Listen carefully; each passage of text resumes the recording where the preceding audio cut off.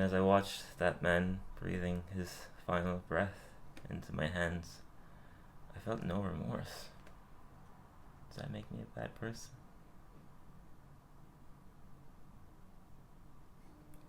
I don't know. I don't know what to say. I will say, I'm not sure if... It doesn't really even make you a person anymore. Then what are we? Animals. Fighting for food, for water, for wealth, for power, for money, and greed. What did that turn into? Like a David Fincher movie or something? Had like a Martin Scorsese tone to We're it. just animals. I will say, that was a good little scene play. With your phone going off kind of killed it. I'm not sure if anyone heard it, but I'm in the middle of my dramatic monologue, just burp burp. That'd be a funny, like, a parody of like a dramatic scene in the movie. Like two, like a proper like marriage story scene or something. Or two, they're roaring at each other. And the phone just keeps doing that. That'd be a funny sketch. But yeah, anyway, guys, what a weird update that was. I liked it though. Welcome to Dillon and Sebastian, our Simpsons podcast. This podcast myself and Sebastian do that we're eventually going to turn into a Formula One podcast. Yeah. I think. With Dave. With Dave Lynch. Gig Gag. Shout out Gig Gag. This episode is brought to you by Gig Gag. If they ever wanted to sponsor us, I'd be so down. I mean, I've done him enough favors. I feel like he could sponsor my podcast. The only app you need for comedy in London. Get a gig on the gag today. Gig Gag. Get a gig on the gag today. Gig gag. It's less than the logo pops up. Yeah, Gig gag. I like that. I think that'd be great. I think you should consider it. A few questions to open up on. Oh, interesting. Okay, throw it at me, baby. So, one is just a general trivia Question. Yeah. Question. A trivia quest. I didn't think you have time. Whoa. How many trees do you think there are in Canada? How many trees do I think there are in Canada? I love asking people this question. God, I'm gonna say 65,000. I'm nowhere near, am I? You think there's 65,000 trees in Canada? 650,000. It's 318 billion. Billion? How is that possible? You'd be surprised. I guess so. There's a lot of just trees. I didn't think there's 318 billion trees in the world. Fucking hell. So therefore, how many trees do you think there are in Russia? Oh geez, there's more in Russia, obviously. Bigger. I'm gonna say 318 billion, wow. I'm gonna say blew me away. 750 billion. Oh, 642 billion. Still, I was closer. Remarkable? Yeah, that is like... That's almost 1 trillion trees. Yeah, that's insane. And Like- people are complaining that we don't have enough of them. People complain about global warming? I don't know, man. I think it's all a myth. Yeah. And the earth is flat. But yeah, that is insane. Trying to wrap that around your brain is kind of like... Imagining in that mentally is insane. So now I have... But it's also reassuring. Yeah, Yeah. it is. Now I have a question for you, and it's a question to judge your character. Oh, wow, okay. We're going to do a psychology test. So, you're in a pub. Yeah. Let's say you're with a few friends from work, Mhm. okay, and you've gone after work. Yeah. And they already got their drinks and stuff. You go up to the bar, and you order, let's say, what's your favourite pint? Guinness. Guinness? Yeah. Okay. Sorry So for you being order- cliched there. You order a Guinness. Yeah. And they've poured it for you and everything, and they put it in front of you, and then he turns around the card machine. Bear in mind, the Guinness is poured out for you. It looks like a quite nice Guinness. Yeah. Pulls out the card machine. Mm. What is the maximum amount that you would say, I'm not paying that you would decline paying it, even though it's been poured out and it's in front of you? How much would it have to be? The minimum amount, sorry, that it would have to be for you to decline it, to say no. I mean, I've paid some extortionate prices for fucking alcohol, and then, you know, afterwards I'm like, I'm not getting another one. But I would actually not do it. I would say £20. So if you turn it around and it said £19, you pay it. I wouldn't get another one, but I would pay it. Wow. And I say that actually from experience. Is I went There's one to drink, by the way, one Guinness. I know, yeah. I went to the Temple Bar in in Dublin, which is considered like the best Guinness in the world. Which is actually, it's gone quite downhill apparently, the Guinness in there. Really? God, it was nice when I was there last year. I'm going back in October, so I'll let you know. But that Guinness there is €15. That's so stupid. Not far off. I did pay for it. But yeah, I think £20 would be my limit. What tourist trap? Then I'd be like, I'm sorry, man, you put that back. Yeah. Yeah, £20. Wow. You think that's too much? What does that say to you about me as a person? I think it means that you're... if you want me to be honest with you... Yeah. I think it means that you're patient... Yeah. And nice, but I also think Bit that... of a pushover. Yeah, it shows that you're... Maybe you don't have a big enough backbone. Yeah. But... if it's the pub's price, they're not going to change it for me. No. You know what I mean? What if you were with... No, I'm not going to get into it. But anyway, that's interesting to know. It's interesting. Yeah, I liked it. Okay. Fascinating. Anyhow, on that note, let's jump into Lisa Gets an F1, which is the 12th episode of the 35th season. So we open up immediately, not really any like couch gag or title, boom into the episode. We see it's the final of the Springfield Little Grand Prix, and the carts are tighter than a royal corgi's collar. The Grand Prix. Yeah, absolutely. They all kind of are too. Yep. Lisa is a rising F1 star. She starts to struggle after contact with another vehicle, and the narrator or the commentator brilliantly guest voiced by Matt Berry, which is such a golden voice. So what a voice he has. So good, so unique as well. No one else can emulate what he does. He weirdly suits F1 and sports. As a commentator, yeah. No, he's perfect, yeah. As he goes, clearly this preteen dynamo has never felt an iota of unease in any automobile. And then we got to 2 months earlier. We see Homer pulling an aggressive U-turn with the 2 kids in the back seat. And I like this episode. This sequence was my favourite. I didn't get better than this sequence, in my opinion. Just him. Yeah, I would be inclined the to complete agree. road rage. Yeah. I love this sequence. It was so well animated as well, and like you were really there with Lisa in the moment. She's getting really stressed as Homer he's driving, trying to get them to their respective places, and Bart's just next to Lisa, just reading a magazine. He just throws Bart into soccer practice and gets him right to the goal. And then he comes into contact with Mole Man, and he's like, "Cut me off! I cut you off!" It's like, he didn't cut you off, he's just driving. Starts taunting Mole Man with the brakes, and then he rides past a speed bump that takes him up into the air and plant right into Children's Therapy Center, a place for brain boo-boos. Like, oh, I hate when they're early. It was just such a fun, well-animated sequence. It was cool. You really felt like it was almost like a riot. Like, you felt like you were there with them. It was so well done. But yeah, we got to the therapy session. Marge is worried as Lisa's twitches jumped eyes, and Homer says that Marge is a designated family worrier, which frees him up to be the cool dad. He puts on a sweater that she knitted after Bart swallowed a 9-volt battery. She knits when she's stressed, basically. And Lisa, the therapist says that Lisa made a breakthrough at her last session, and they say they'll walk through hell to fix whatever is causing her anxiety. And the therapist reveals that Homer's driving.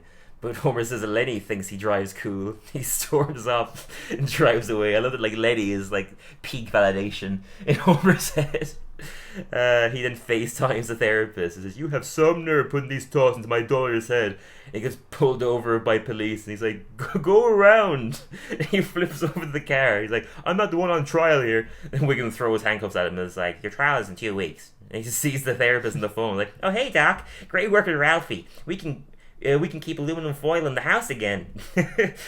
She then recommends Lisa to a cognitive behavioral center where they expose patients to their fears so it can decrease over time. So we go to the center, we see Sideshow Mel is taking a bath with spiders, the crazy cat lady is being exposed to dogs, and we see the blue-haired lawyer is afraid of rotisserie chicken. He's like eating it off a toilet for some reason, and she warns Lisa that this won't be fun. And we cut to the Funland Family Fun Center. You must be this fun to enter. He gets there to drive a go-kart to feel to feel a measure of control to her relationship with cars. She says she wants to go back to pills, but she never laughs anymore. But there's a can in that. But she can hear the grass growing. She immediately starts enjoying the go-karting. And Lisa's like, or Marge is like, oh, you cured her. Like, we don't like to say cures in therapy, but I'm okay with miracles. Being cut to the commentator. So it's the young kid, Formula 1 racing again. The commentator says that Johan has cut a sharper turn than his mother cuts the crust off his eggs and cress sandwich. He might hit 30 miles an hour. And we see Lisa is now known as Leadfoot Lisa. He says that Lisa says it's not about winning or losing for her, it's about control. She says she feels a stillness now. The other day she even got an A- on a test and it was no big deal. We see her tearing the paper, but she immediately gets worried that she might lose more points. Then Matt Berry's character is now doing some sort of like a documentary about her. He's like, she's from an obscure racing backwater called, and I hope I'm announcing this correctly, America. She says Marge is a lonely housewife whose pathetic existence is peppered with minor victories. And he calls Homer a bald, simpering, morbidly obese dread on society. His great lines and his voice just nails perfectly. We see that Homer is sentenced to community service for a reckless driving conviction. He's like, am I going to look okay on this show? Like, I don't see how.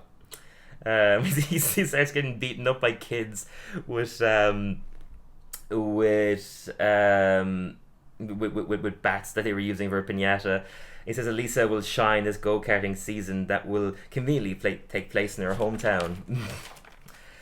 He says that the crew to beat are Italy's team Duce and their team player being Paloetti, and great Italian character, great name too, Paloetti. Yeah, all of his lines are just golden.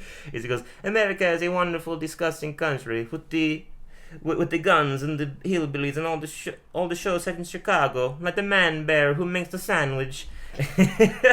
He says he must attend public school, and Skinner's like, well, even though these kids are impossibly wealthy, I think they'll fit right in. Matt Berry's character is like, they don't. Like, well, how do you know? It hasn't happened yet. But then it did. We cut to Palo shouting at lunch lady Doris for hating his mouth, and Bart sees that he just needs a regular American to reach out and take advantage of him. He says he can give him what he wants, but it will cost him. And Palo's like, oh, whatever it takes. Here's one of each color. Purple, blue, green, purple again. He's throwing euros at him. And he gets Luigi to make him pasta. And Luigi's like, oh, finally somebody around with no accent. He declares Bart a member of Team Duche. We then cut to the next race. We see Marge worried that Lisa didn't put on sunblock. She's like, my suit is fireproof. And Homer tells Marge that there's nothing to worry about, and she says that she's actually good and she's not worried at all, which worries Homer. It's like, if you're not worried, then there's a worry vacuum which I have to fill, and vacuuming is also your job. It's like, I'm not concerned in the least. It's like, then me, I'm concerned in the most. He says, relax, she's winning. It's like, which means she's driving faster than anybody else. What am I even knitting? He starts knitting. He knitted himself golf club covers. We then got to bedtime. He's like trying to treat Lisa like a kid again. He gives her like nighttime protection teddy bears. And he puts the night light on, and Lisa says she doesn't need it, and thanks his unhinged driving for helping her face her fears. We then got to Homer going to bed, and he has a Mario Kart nightmare. Lisa's Mario, and she's like, oh, thanks to my papa, I'm risking my life. And then Milhouse comes in as Yoshi. He's like, and I'm a dream version of Milhouse. And he just gets blown up. Even in Homer's dream, Milhouse has no luck whatsoever. And then Homer, as Wario, throws a bomb at Lisa, and he wakes up and realizes that all of this is his fault. We then cut to Palo and Bart at a party. And he's like to Palo, are you liking the bass? Too much bass? Less bass is going to cost you. And then Nelson comes in as like a bodyguard, and he's like, there's someone at the door. He's not on the list, and he claims to be the principal. Skinner comes in and is like, I am the principal. I need to speak to you in my office, Bart, which this is. But the Italian says that the polyester tie man is making him sad. And Lisa comes in and asks if the correct wording for the school newspaper about what happened to the school hamster is that he died of suicide or by suicide. Then Paulo tells Bart to say cruel things about Lisa so he can agree with them. And Bart says that he never met her, but can tell that she's an animal-kissing, Wikipedia-editing middle child who burps broccoli, farts tofu, and won't do her brother's homework, even for euros. We then go back to the house. Homer assures, or Lisa assures Homer she's not in danger. Just because he dreamed a bunch of weird stuff from Mario Kart. Like, what's Mario Kart? Ridiculous. She says that in the driver's seat now that she's enjoying herself and that she's baffled that that's when he decided to start caring about her safety. And Homer's like, summed up things perfectly. So you'll stay home? And she tells Marge to stop her as he's never felt more worried. But Marge is like, well, I've never been more relaxed. And he's like, hey mom, can I drive? Give it a shot. Assures Lisa that he only wants what's best for himself. We then go to Bart setting up at the race, setting up a gelato bar for Paolo. He's like, oh Bart, you remember that I liked gelato after I told you over and over again that I like gelato. Marge wishes Paolo luck, and he's going to need it if he's going up against Bart's sister. Like, oh, you're her brother. Well, only by blood. Then they start arguing with each other in Italian, and Bart suddenly speaks perfect Italian as well.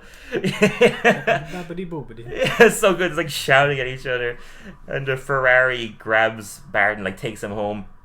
And we cut to Bart going to the house. Homer starts shouting at him. His only daughter is driving around in a flaming Detmobile. But he assures Homer that she's fine, and he turns the TV on. And we hit Matt Berry again being like, immediately, Lisa Simpson takes initiative. And Homer's like, initiative? What does she have? Why does she have it? Is it safe? He says his Italian friends are planning a sabotaggio. And Sabotaggio. And Homer's like, is that some kind of delicious spiced ham? It means that they're sabotaging her cart. And Homer's like, my overreacting is now just reacting. We see the cart going off kilter, which is what they set up at the very beginning of the episode, which was great. We never really see that happen in The Simpsons. We see that scene at the beginning, then we pan to 2 months earlier. So that was well done. Lisa just starts like trying to remain calm. She's like, in a storm, I am the calm at the center. And the wheel falls off. She's like still in control. Then the steering wheel falls off. It's like, okay, now I'm not in control. Stay calm. Like, wow, I have a great therapist. You just see the therapist be like, she's gonna die. We see Homer skidding in his car, and he tells Marge that he learns his lesson, that he was right. Lisa's not safe. And he gets her out of this mess the same way that he got her into it, by driving like a maniac. He taunts her with the brakes the same way he did to Mole Man earlier on. He's like, this time I'm brake checking with love. And gets her out of the car. She's like, thank you. You made me feel safe. And I always will. And they hug. And it made me feel, because Homer and Lisa together always hits me in the feels. Yeah. Very nice episode, yeah. Right. Throw it at me. Oh, jeez. Leaving the frame. Oh, yeah. You got your phone there. Yeah, after you as always. Okay. So, I'm guessing you didn't like it. Why? Because you always go quieter when you don't like the episode. Yeah. One thing about me is I'm very bad at hiding how I feel. Yeah. But like if I'm like bored or like kind of socially drained or fed up, I think people know. Yeah, yeah. I sit there like 100%. I can't help it, but I think I give off. No, you were completely right there. It means I'm a very transparent You person. are, that which is a good trait to have for sure. I'm better at hiding it. So I think partially I didn't like the episode due to last week. Frankenstein's monster? Yeah. Oh, you mean? It kind of put me in a good mood and had high expectations. Even though it wasn't a perfect episode, it just good fun. It felt so Simpsons. Yeah. Oh, like I hear that. It's not really a story that hooked me or drew me in. It's one of those boring modern throwaway episodes that didn't mean much to me. Fair enough. I don't think there was enough humor in this episode, or therefore humor that I enjoyed. Yeah. Therefore, I didn't care enough about what was going on in the episode. Because part of The Simpsons is the humor's what draws you in, and everything comes after that. Fair enough. Can I make another guess? I feel like you'd like the subplot a lot more than the main plot. Actually, what I was going to say was the second plot really felt like a second plot in the worst way possible. Oh, okay, never mind. All right. It felt like it was there as a filler and not much care was put into it. Fair enough. I understand it's a second plot, but it really felt like no care went into that. Yeah, I thought it was good fun. To me, it felt like, what can we do and get away with it? And, yeah. I hear you. At least give us a couch gag. If it's going to be an episode like this, I would at least want a couch gag. Yeah. So, that being said, there were enjoyable moments. Yeah. Matt Berry was great. It's fantastic. Yeah. It wasn't the worst story in the world. I still enjoyed it, and there was still some funny moments. Yeah. So I would give it a 6 out of 10. 6 out of 10, fair enough. Yeah, I didn't love it either. I still enjoyed it. I didn't love it either. I gave it a 7 out of 10, which isn't a huge difference, but in the grand scheme of things, I guess it is.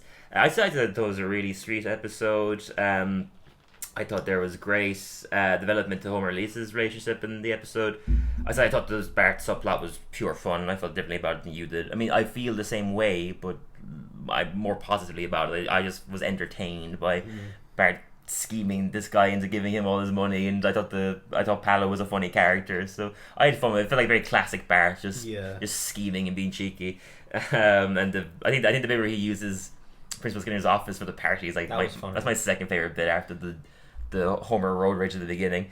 I said I thought the F1 stuff was fun, and they managed to kind of make that very digestible without it feeling like too inside baseball. Do you know what I mean by inside baseball? I know what you mean. Yeah, like you can understand it without needing to understand how F1 works. But I did right there was something missing. I guess you kind of summed it up there what that something missing was. Maybe there wasn't enough jokes, or everything kind of all the plot points came together way too conveniently. You know what I mean? I think even like normally when you're breaking down the episode, we get to like the half an hour point. Yeah. We're 20 minutes in. What do you mean? As in, we're 20 minutes through the podcast. Yeah, but it's because you weren't. Says a lot about how. Yeah. Maybe it's because I wasn't. I kind of just blasted through it. Yeah, in a proper F1 way. But there wasn't that much scenes to dissect really. Like every scene was fine, but no scene was amazing, you know. So there was no scene that kind of made me go, "Oh, and it was really cool what they did there." You know, it was just like that scene was good. You know what I mean? But yeah, it was a totally fine episode, totally passable, and I watched it again happily. But it wasn't like amazing by any stretch of the words. Yeah, for sure. And it's interesting how you mentioned like a 6 from a 7 isn't that different, because I guess isn't it weird when we rate stuff out of 10? It doesn't sound different. Yeah. When we rate stuff out of 10, it's kind of weird because we never really rate anything below a 5. Yeah. Because a 5 is actually quite bad.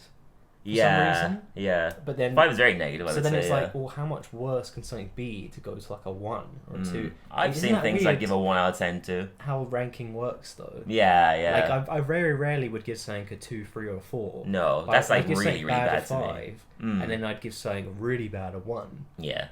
But then I hear that it's more accurate on the 6, 7, 8, 9, 10 scale. I hear you. To me, 1 and 2 is like you absolutely detested it. 3 and 4 is like you really didn't like it, would have had some potential. 5 and 6 incredibly mediocre. 7 you liked it, but something was missing. 8 you thought it was great. 9 you loved it. 10 out of 10 you couldn't see any flaws ever. Yeah, exactly. Yeah. Anyhow, let's jump into the all news-a-rooney then. Ooh. Just one piece of news this week, but a really, really fun one again, is literally only yesterday, the D23 panel happened, which is like Disney's version of Comic-Con, and thanks for that. They announced that 4 episodes will stream exclusively on Disney Plus in the coming months, as part of season 36. Wait, so they're part of season 36? Yeah, they're still part of season 36. They're being shown exclusively on Disney They won't be on like Fox or Sky, I guess. Yeah, they'll just go straight to Disney Plus. You don't like it? No. Yeah, it's weird. I don't know. That's streaming taking over. I still feel like they should air. Yeah, I hear you. I'm down to see what they do. I just hope that they don't. I hope they're not specifically made for Disney. I hope they're not Disney-fied. I hope they're still as regular Simpsons episodes. I think this is maybe a sign that they will be.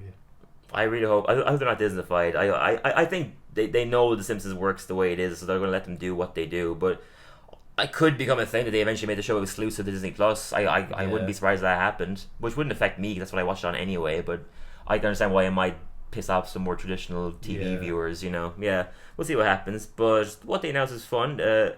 One episode will be a 2-part Christmas episode entitled "Oh Come All Ye Faithful." That'll debut on December 17th. And in 2025, 2 other episodes entitled "The Past and the Furious" and "Yellow Planet" will air. We don't have any idea what the plot for those episodes are. And they'll also air a short Halloween-themed, like a shorter film one in October. So I'm looking forward to seeing what they could be. Yeah, I'm intrigued. We shall see. But yeah, let's jump into Seb's classic Roonies then. Seb's classic Rooney this week is the Italian Bob. Italian Bob. Season 17. Yeah, wonderful episode. The standout episode of that season. You think? That would be up there for me, yeah. The Ricky Gervais one as well is up there. But yeah. Italian Bob is great, yeah. And obviously, I thought I'd bring back Sideshow Bob. I also... The fact that this is set in Italy had nothing to do with the normal episode we watched today. I know, yeah. It was a coincidence that there's an Italian theme in both of them, yeah. But what I loved is that Sideshow Bob in this episode it didn't start with him seeking out the Simpsons to get revenge. Trying to kill Bart. Coming out of jail. Yeah. It was him just chilling. Trying to be a new man. And they actually provoked him. Yeah, totally. I loved that. So I thought I'd bring back a Sideshow Bob episode because it's been a while. Yeah. He's so classic Bob. I do like him. Love Sideshow Bob. But ironically, I don't think I love him as much as other Simpsons fans. Really? That makes sense to me. I like him. Yeah. I love Sideshow Bob. That makes sense to me because I realized when you told me we were going to do this episode, this is your first time ever picking a Sideshow Bob episode. There you go. Which is surprising considering how long we've been doing this podcast. Yeah. And then there's so many episodes. But yeah, the highlight of season 17, it's a pretty original idea for an episode. Great, yeah. And the world building in Italy is so good, and the animation awesome, there is it was great. Refreshing to be somewhere new. They utilize it very well. I love that he was just having a peaceful life. I know. He had a wife and kids, and he was the mayor of the town because his feet were so big that their stock and their consistency in making wine was going up, so they all just loved it. Like everything was perfect for him, and the Simpsons had to slip into his little village in Tuscany. And I liked the character of Christy the clown. Oh, is Krusty doing the opera? Yeah, I was like, no more Rice Krispies. It's like about watching it being like, and they call me the murderer. And I think it was only right that they brought Krusty in to kind of like, seal the deal. He evens it out well, and it does get like a little bit darker when like the family are teaming up to kill the Simpsons. So I think Krusty coming in just like lightens it in a good way, And I think this is a Sideshow Bob episode that is kind of like under the radar, I would say. Like it's not a common one people talk about. No, it's not at all. Yeah, but it's a proper fantastic episode, and I recommend people give it another watch because this actually holds up. Compared to the other ones as well. Yeah, it's really, really good. I think people weren't too fond of them bringing in like family members for Sideshow Bob. But I like it. I love the little kid. Yeah, Bob. I think he's hilarious. Cool. Yeah. Vendetta for me, Papa. It was so funny. Yeah, and I love the bit where he's looking through the globe of the world, and he's like trying to pick a place to go. It lands on Orlando first. It's like, not in a lifetime. North Korea, like, nope. And it's just Bartovia. It's like, oh, come on now. And he just chooses Tuscany himself, and then as he goes to leave, rake. Classic. Yeah. And then we see it happening to the baby as well with a little rake. I love all those little Sideshow Bob details. You almost start to feel bad for him in this episode. 100%. I'm almost on his side because I'm like, you guys couldn't just leave him alone. Yeah. Literally terrorizing the poor man in such disbelief that he's a good guy now, even though he's shown clearly that he's calm and that he means no harm by them. But he just makes them, which is fascinating because he's like he's their biggest like enemy. Yes, he's the main villain of the Simpsons. He's the villain of the Simpsons, right? Yeah, for that reason. Yeah, but he actually. You kind of feel for him, and also he's not as big of the enemy as it turns out to be. He's just provoked to that just way. Utterly like he always kind of has a goodish reason to hate them. Yeah, for sure. You can understand why they provoke him so much. Absolutely. Which is interesting because you don't see that much with villains. Yeah. Like, they obviously have a reason they became a villain, but not so much so that you can actually justify them. 100%. It's always great when they give us the villain's perspective. Like it just makes them a more interesting character. You still know what they're doing is wrong, but at least we understand why they're doing it. We can see their point of view. I love the bit as well when they find out and they're like looking through criminal records and they find a photo of Peter Griffin. It just says El Plagiarismo, and then they go over again. It's a picture of Stan Smith, and it's just plagiarism of plagiarism. Just so much. The shade there is hilarious. Yeah, wonderful episode. I'd probably give it an 8.5. I would probably go for the same. Yeah. Great Sideshow Bob episode. Great Sideshow Bob episode. Not my favorite, obviously. The classic is always going to be Cape Fear, but it's up there. I think it's a fun episode that develops the character in like a really fun, unique way that I really enjoyed. Yeah, love Sideshow Bob so much. And Kelsey Grammer voices him amazingly. Fantastic. Sensational performance. Yeah. But yeah, are we going on to our new segment? 10 questions. 10 questions. Yeah. Let's do it. All right. I have my character, Mm-hmm. and I want to get the facts right this time. 10 questions. Okay. So is it a male? No. Is it it's not a family member. Definitely not. Just in case. Is it a family member? Nope. Is it a child? Nope. So it's a female. Oh, is it a female? It's a female. Okay, just in case it might have been an animal. True. Um, Or non-binary. oh yeah, my favorite Simpsons character. It's a female. It's an adult, you said, right? It's an adult, yeah. Is it a teacher? No. Oh. Is it a parent? Yes. Luann Van Houten? No. It's a female parent. Is it a parent of one of the kids in the school? Yes. So you're an 8. Is she alive? Yes. You're a 9. Oh man, it's a parent of one of the kids in the school. I'll let you guess on the 11th, by the way. So you can Okay, have another I have question, one more question. since you're not that close. So. Is it a parent of a kid in Bart's class? No. No. So Lisa's class. Sarah Wiggum. Correct. Hey! You got it right at the end. Just got it Well there. done.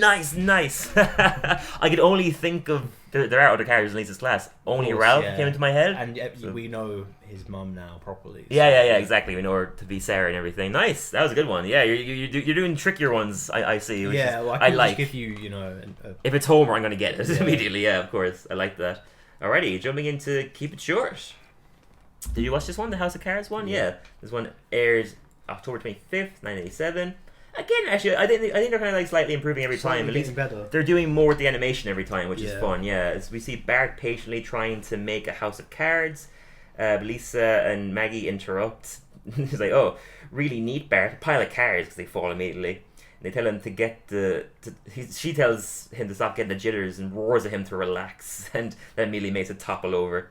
Which I really related to. I remember being in drama class and people always shouting at me to relax, you know. Yeah. And I immediately related to, like, I just remember being in drama class, like them shouting at us to relax when we weren't at ease when we were performing, like, you need to chill out more. Like, I can't chill out if you're shouting at me to chill That's out. the thing, but also like, what if you can't chill out if you're about to play a dramatic character. You gotta be a bit. That's true. But the process, at least in my degree, was always like, you need to be at ease so you can get out of your own way to fully wrap yourself up in a character, you know. And it's just no one ever fully get there because everyone's going to be a little bit tense, and we all have our own. Oh, yeah. You know what I mean? But yeah, it immediately reminded me of that. Lisa shouting at him to relax.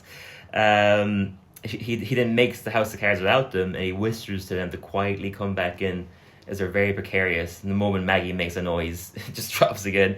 And the final bit is just him making a gigantic one with a ladder just going up, and he falls, but it somehow doesn't fall with him. He faints, and Lisa wakes him up. He's like, "Look, you did it!" And he's like, "What?" And it all just falls again. Like, oh, forget it. It was a pretty fun, inventive one. It was alright. Yeah, it had good fun with the animation, which I really appreciated. Yeah, cool. Let's jump on to the recommendations then. As always, Let's do get it. the rock, paper, scissors going. Rock, paper, scissors. Damn, you got me again. That's 2 weeks in a row. Hot damn, I'm losing my streak here. My first recommendation this week, I spoke to you about it before the podcast. Oh, yeah. But Nathan For You. Oh, yes, yeah. My girlfriend got me into this. I didn't really know what it was, but when I started watching it, I was like, oh, I've seen this online before.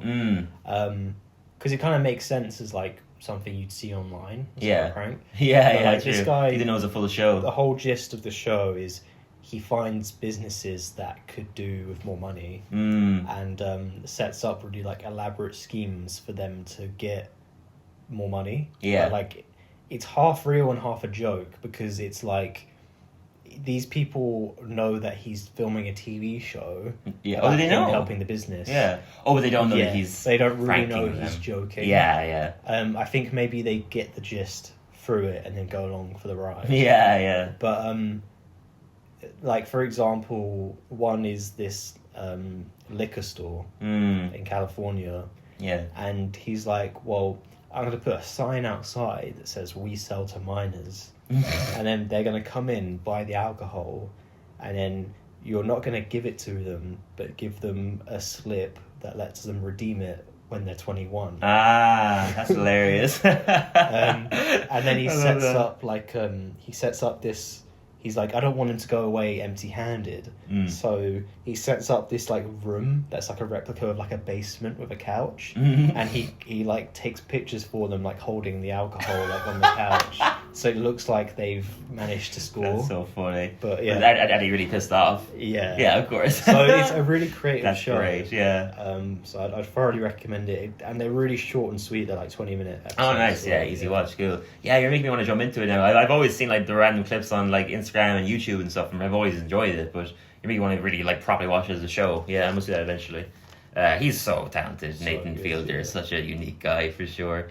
Cool. So my first recommendation is Trap. You've heard of this? The new M. Night Shyamalan movie with Josh Hartnett? I watched the trailer. Yeah. I'm not his biggest fan. For me, his movies are either amazing or incredible. There's no in between. I think this is a good one. For sure. It's been divisive online. Some people love it, some people hate it, which is rare for him. It's usually a pretty set opinion. I think this is his best movie since Split. And I think Josh Hartnett is a fantastic actor, and it was great to see him be properly utilised in like a great role. So you know the concept, right? He's at a concert with his daughter. Yeah, it's a really cool idea. Yeah, and we find out that he's a serial killer. I don't like that they revealed the twist in the trailer though, but I'm assuming that means that maybe might not be the biggest twist. So no, that's not the biggest twist. You find it out pretty early on. Yeah. That's kind of like, how could you not reveal that part? That's how you get people into the movie. True. You know what I mean? But even that alone was like a cool idea, and because people know his name, you know there's going to be a twist. Yeah. I think just the trailer being, you know, they're at a concert and there's a killer. No, it's fascinating. Yeah, true. No, it's really well done. This is definitely like one of the ones where he's not phoning it in. There's so many twists and turns throughout. Really well developed. Josh Hartnett just kills it in that part too. And my girlfriend was telling me that apparently he came up with the idea when he took his daughter to see a Taylor Swift. Yeah, I've seen him talk about that. Yeah, it's mental. Yeah, he's right. It's literally Silence of the Lambs meets the Eras tour. It's literally what it is. It's so well done. Yeah, fantastic. I thought it was a great movie. Yeah, that sounds great. Yeah, really enjoyed it. Do you have any? So would you say it's one of the best movies of the year? Well, we're only halfway into the year, but I could see. I always do a top 10 on my Facebook at the end of every year. I could see it being in my top 10. Yeah, for sure. I really enjoyed it. It wouldn't be high. It wouldn't be top 5 to be honest, but it'd be there. I could see it being there. Yeah, really enjoyed it. It was a well made, good thriller. Do you know what I do? There's like no blood in it. It's all just like dialogue and tension, but we never actually see him doing. Maybe that's a bit of a spoiler. Sorry, yes, it's a mild spoiler. That's all in the concert, so it's not. We just know that he's this bad guy. We don't see him do the things. So yeah, it's done so well. Yeah, does look interesting. I'll I probably think it's fun to watch. Do you not like any of his movies? Shyamalan's, like even like his I'm really not. Sixth Sense, Unbreakable, Split, even. Not even. I love Split. Okay, fair enough. No, I'm not big on it, to be honest. Like they're alright, but I'm not a fan. Not your big I'm not a fan of his movies, really. Sure, fair enough. He's obviously done some terrible ones, so get me wrong. Yeah. I thought Glass was absolutely awful. All right. But yeah, I think when he's good, he's really good in my opinion. Yeah. Ooh, any other recommendation? No. I don't have any more. No, cool. I'll throw my final one then. I'm actually going to do show and tell for this one. For the video watchers, obviously, because I just love this book so much. Number 1 is Walking. It is Steve Martin's autobiography about his film career, but he did it in such a unique way. Is he got this guy Harry Bliss, who is a writer and cartoonist for The New Yorker, to basically help him like make the book and the story of his life in like cartoon, like comic form. And that's really cool. Such a unique, he has cool a great way. Style. Great style. Such a just cool, unique way to like tell this guy's story. Because I mean, I love a good regular autobiography, but it was just a cool, fun way to like, you know, tell the story in an unconventional manner. And it's just quirky in his style. Steve Martin's writing style is just really alive and done really well in it, and so many great stories. And he's lived such an incredible, cool career. Yeah. Like he does a story about working with Robin Williams in it that's really beautiful, like a lovely tribute to him. There is a bit stuff about him working on like the Pink Panther and the Jerk, like going to the first ever test screening of the first movie he ever made and stuff like that. It's just really beautiful and all encapsulated really well in this like fun, quirky comic format. I love this book so much. I finished it in 2 days. It's easy to read, obviously, because you can see it's all very small little, so it's a very easy read. But I also just loved it so much. I couldn't put it away. Yeah, amazing book. So yeah, cool. That's all the recommendations. Let's wrap it up as always with a few questions. Yeah. So the first one comes from Tarangalila1999. It's like a Futurama fan page. Pretty good question. Favorite animated movie other than the Simpsons movie? Yeah. I wouldn't just have one personally. There'd be a bunch like pop into my head immediately. Definitely the first 3 Toy Stories have to be up there for me. Shrek 1 and 2. The South Park movie. Monsters Inc. There's a few. Those are the ones going to my head immediately. I would say Wall-E. Wall-E's great. I would say the SpongeBob movie. Oh, of course, I completely agree. That's up there, definitely. I would also say the South Park movie.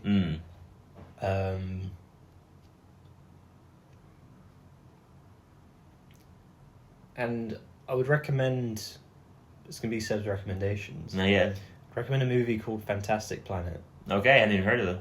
Which is a 70s French animated movie. Okay. All done with like, similar to like South Park with the paper and everything, but it has a more like vintage look to it.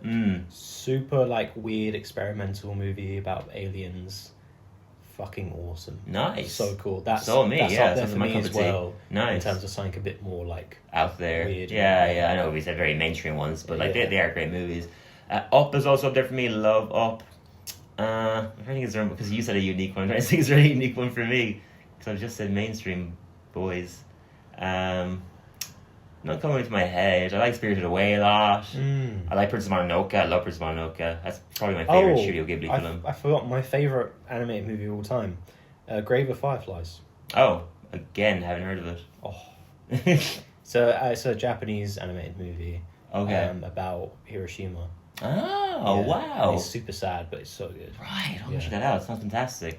Yeah, I mean, I think we answered the question pretty well. There's a handful of fantastic animated films. It's small-minded for me to say it's about Hiroshima. It's about a relationship with an older brother and younger sister. Yeah. Centered around it. Yeah. Fascinating. I love that.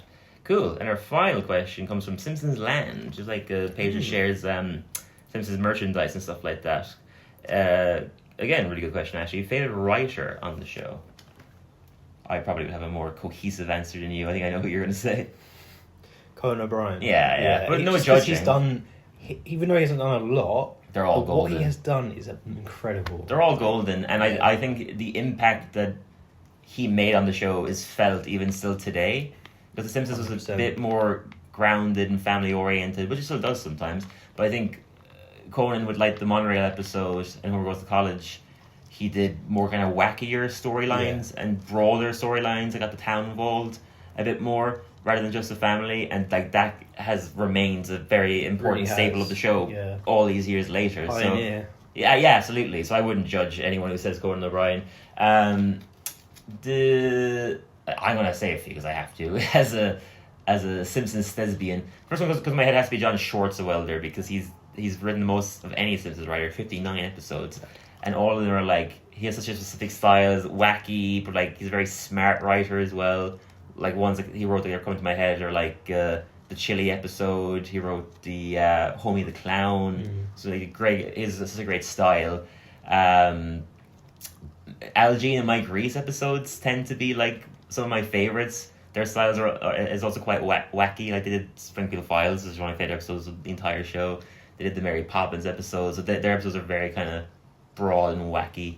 And the final one I will say is Bill Oakley and Josh Weinstein, who their focus as a duo was always to do something the show had never done before, and they always did that in a unique way. Like the first episode they wrote was the one where Grandpa and Mr. Burns both start fighting for Marge's mom's affection. So they always want to do something that like the show had never explored before. And that's why they ended up being the showrunners of season 7 and 8, and that was their focus for the entire 2 years that they ran the show, was just doing episodes that the show hadn't done yet. So yeah, I think that's enough of an answer. Like I could keep going. So. Yeah, exactly. Yeah, at that point they hadn't. I could keep going, but those are the ones that pop into my head immediately, just because of the impact those writers have had in the show. And I obviously would put Conan O'Brien up there as well. But if I had to say one, I would say John Swartzwelder, just because he's That's fair. done the most, and like his impact on the show is felt very much so, and just a great comic writer as well, amazing joke writer. But yeah, that pretty much wraps it up, guys. Thank you as always for listening. This was a tighter one than usual. There's nothing wrong with that. Be sure, as they always say, Nothing wrong with the title one. Be sure to check the podcast out on Instagram. Rate it on whatever podcasting app that you use. Other than that, I've been Sebastian Sanger. This has been Dylan Harris. Sayonara. We'll catch you all really soon. Good Ciao, luck. ciao. Bye.